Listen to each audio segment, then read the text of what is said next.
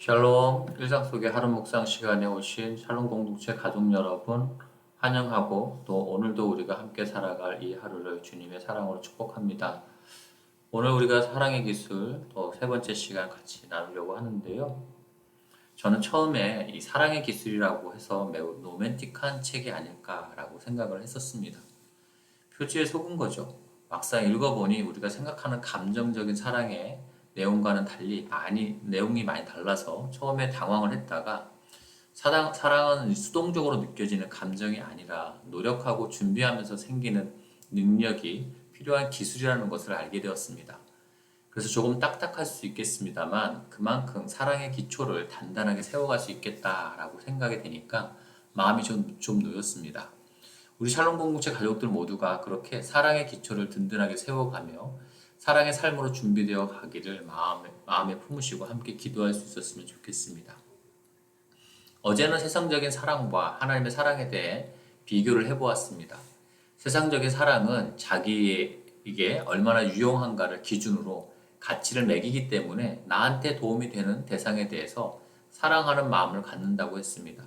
그러나 하나님의 사랑은 우리가 예수님의 사랑을 보여줄 수 있는 기회를 제공해 주는가에 따라서 가치가 결정이 된다고 했습니다.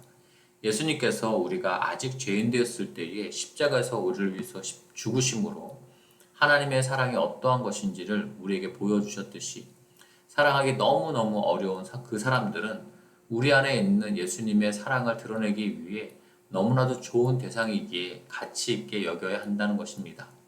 말이 쉽지요, 됩니까?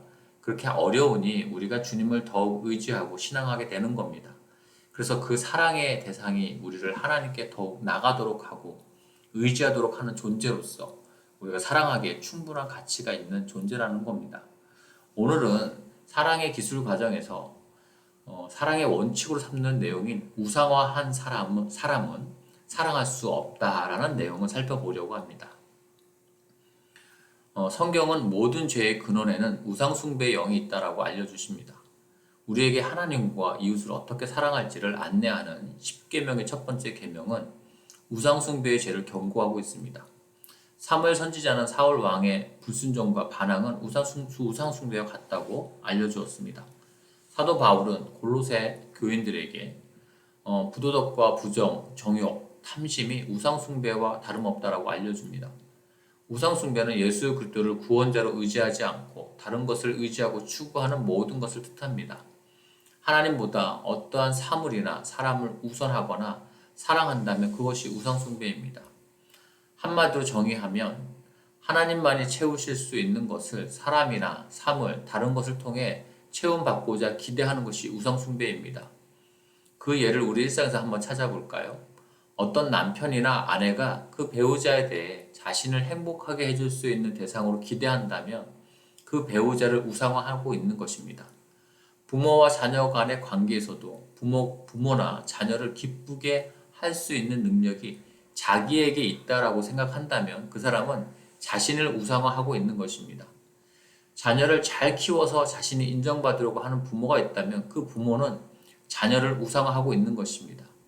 이런 모습은 모든 필요를 채우시는 하나님만을 기대하는 것과는 상반되는 것입니다. 우상숭배는 사탄과 관련이 있습니다. 사탄이 빛나는 천사의 모습으로 우리를 유혹하듯이 사탄적인 우상숭배의 영도 세상적인 사랑의 관점에서 매력적인 사랑의 가면을 쓰고 우리를 유혹합니다. 그러나 우리의 첫사람 아담과 하와가 하나님의 말씀이 아닌 사탄의 매력적인 말을 듣고 스스로를 우상화했을 때에 그 우상 숭배의 결과로 하나님과 직접 이루어지는 모든 관계가 가로막혔다는 것을 우리는 기억해야 하겠습니다. 사랑은 우리의 관계에서 우상 숭배가 제거되고 우리가 모든 만물의 근원이신 하나님을 인정할 때에만 성립될 수 있습니다. 우리가 사람을 우리 자신의 행복과 안락함을 제공하는 근원으로 여기게 되는 순간 그 대상을 하나님의 자리에 올려놓는 것이 되며 이런 관계에서는 그 대상을 하나님의 사랑으로 사랑한다는 것은 불가능한 이야기가 되고 마는 것입니다. 하지만 모든 것을 채우시는 하나님을 기대하는 것은 하나님을 찬양하고 예배하는 것임을 우리는 깨달아야 합니다. 그러기에 사랑의 기술에서는 우리가 사랑을 준비하는 데 있어서 하나님에 대해 아는 지식인 신학의 기초가 매우 중요하다고 강조합니다. 우리 샬롬 공동체 가족들이 생각하는 하나님의 모습은, 하나님의 이미지는 어떤 분인가요?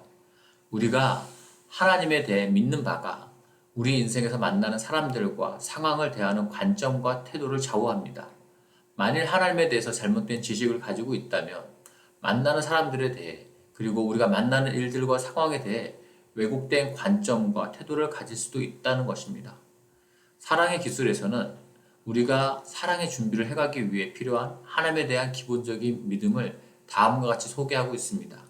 첫째, 하나님께서는 모든 행동의 근원이시며 피조물의 반응에 영향을 받지 않으시는 절대적인 주권자이시라는 겁니다.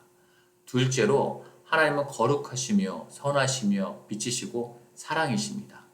셋째로, 하나님의 영광과 성교가 예수 그리스도의 계시와 우리가 그분께 겸손히 순종하며 닮아가도록 하는 하나님의 목적에 합당한 일을 행하신다는 겁니다. 넷째로, 하나님은 시간을 허비하지 않으시며 완전한 지혜로 움직이시는 분이십니다. 하나님에 대한 이런 기본적인 믿음이 있다면 내가 접하는 상황이 잔뜩 지쳐있는 아내가 되었든, 변덕스러운 남편이 되었든, 반항하는 10대의 자녀가 되었든, 구두쇠 같은 사장이 되었든, 그 어떤 것도 모두 내가 그리스도의 형상을 닮아가도록 하려는 하나님의 뜻에서부터 온 것이라고 믿을 수가 있는 것입니다. 샬롬 공동체 가족 여러분, 그래서 우리가 사랑하기를 준비하기 위해 오랫동안 소율의 문답을 공부했던 겁니다. 혹시 하나님에 대해서 기본적인 믿음의 내용에 대해 궁금하신 부분들은 1화목 소율의 문답 4문에서 38문답의 내용을 다시 한번 복습해 주시기 바랍니다. 사람은 자신이 믿는 바를 행동으로 옮긴다. 그 외에 다른 모든 것은 종교적인 잡담에 불과하다라는 말이 있습니다. 다른 누군가가 자신이 원하는 때에 자신이 원하는 방법으로 자신의 필요를 채워주기를 기대하고 있다면 아무리 하나님을 믿는다고 말해도 우상을 믿고 있는 것입니다. 그런 사람들이나 상황들을 통해서 자신의 손에 들어온 것들이 선한 목적을 위해 하나님께서 보내주신 것이라는 사실을 믿지 않습니다. 그러기에 그런 사람들은 다른 사람을 이용하려고 시도하고 다른 사람을 변화시키려고 하거나 자신이 원하는 방법과 시기에 맞춰 필요한 것을 얻으려고 달려듭니다. 이러한 관계에서 사랑의 이름으로 시작한 관계였을지라도 결국 그 관계에선 좌절감과 쓴뿌리만 남게 될 것입니다. 우리는 분명히 알아야 합니다.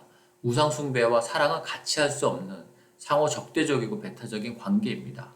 우리가 우상 숭배를 내려놓지 않는다면 우리는 그 누구도 하나님의 사랑으로 사랑할 수가 없는 것이지요. 그리고 우상 숭배는 우리의 불신앙에 뿌리를 두고 있습니다. 그리고 그 불신앙은 하나님을 경험해서 아는 지식이 없을 때에 결국 이르게 되는 죄입니다.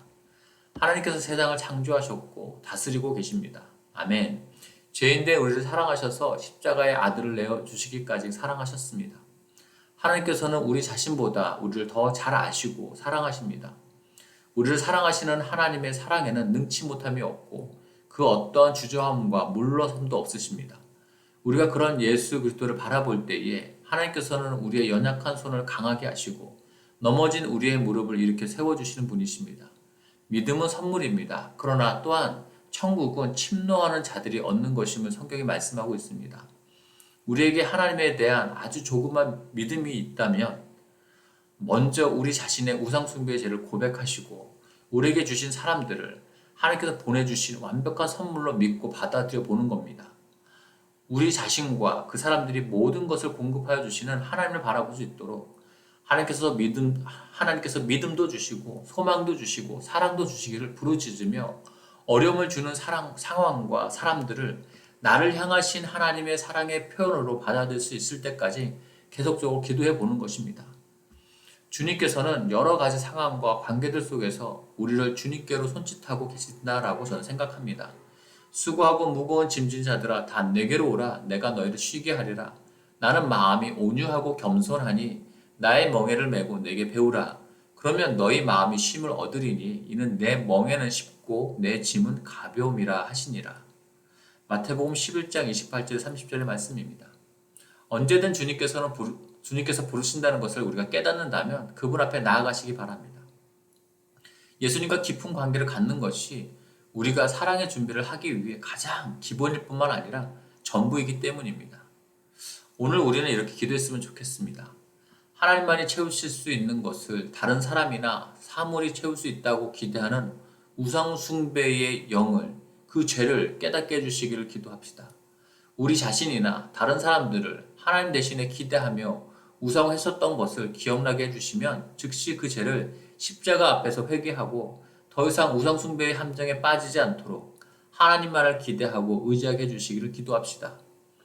우리가 우상화한 대상은 결코 하나님의 사랑으로 사랑할 수 없습니다. 우리가 우리 자신과 다른 사람을 하나님의 사랑으로 사랑하기 위해서는 주님과의 깊은 관계를 갖는 것이 중요합니다.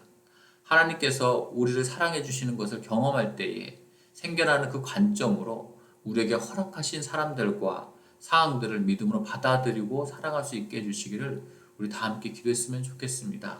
제가 기도하겠습니다. 사랑하는 하나님 아버지, 우리의 삶과 우리가 사랑하는 사람들의 삶에 필요한 것을 온전히 공급하시고 만족해 하실 수 있는 분은 주님뿐이심을 날마다 새로운 마음으로 고백하기를 원합니다. 날마다 우리의 삶에서 새롭게 주님을 알고 사랑하며 기대할 수 있게 되기를 원합니다. 그동안 그러지 못했기에 우리의 삶과 관계에는 우상숭배의 죄로 인해 다른 사람을 우상화하여 과도하게 기대하다 실망하여 증오하기를 반복하며 애증의 관계가 되었거나 상처가 너무 커서 단절되거나 깨어진 관계들을 경험해 왔습니다. 우리의 우상을 주님 앞에 내려놓습니다. 주님의 보혈로 덮으셔서 새롭게 해주십시오. 주님, 우리의 삶과 관계를 생명수가 흐르며 주님과의 깊은 사랑을 누릴 수 있는 생명의 땅으로 옮겨 심어 주십시오. 신할가에 옮겨 심어진 나무처럼 주님의 돌보심을 의지하고 소망함으로 견디며 사랑의 열매를 결실해 나갈 수 있게 해주십시오. 오늘을 살아가는 우리 샬롬 공동체 가족들 모두가 하나님의 사랑을 새롭게 경험하며 우상숭배가 아닌 하나님의 사랑으로 살아가는 복된 하루가 되게 해주십시오. 이 모든 거 우리 주 예수 그리스도의 이름으로 기도합니다. 아멘. 계속해서 개인 기도 시간으로 기도하시겠습니다.